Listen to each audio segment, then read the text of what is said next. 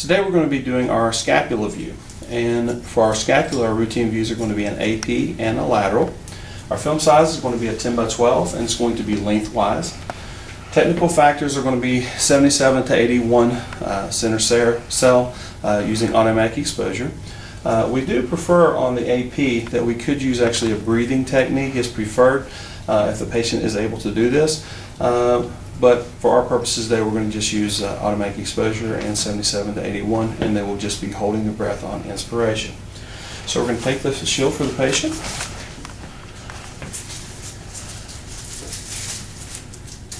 Around. We'll put her back against there.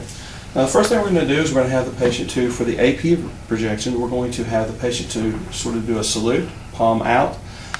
What we're trying to do here is we're trying to get the border of the scapula, the lateral border of the scapula, as much out of the ribs as we possibly can to get a better view of it. Now we don't want to rotate the patient actually to an AP position for the scapula. If we did do the rotation and we put the scapula in an AP projection, it would actually be better, but it's now obstructed by the ribs. So that's why we keep the patient with their back against there, and then we have them do the salute to actually bring the scapular border out to the side.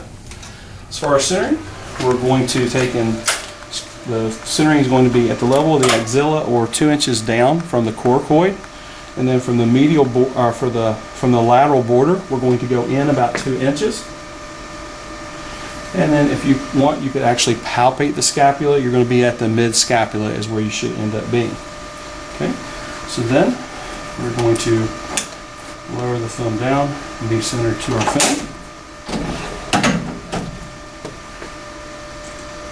And our marker placement is going to be, I'm just going to push the shirt in just a little bit here so I can see that I am going to be in the light field, but not obstructing any pertinent information. And then we will make exposure on this here. And this is again our AP view. Now our lateral view for the scapula, you can relax your arms down and just put it on your abdomen here. This is actually, the centering is going to be very similar to the Y view. We're going to rotate the patient. We're trying to get the, again, the scapula, we want trying to get the lateral border perpendicular to the IR.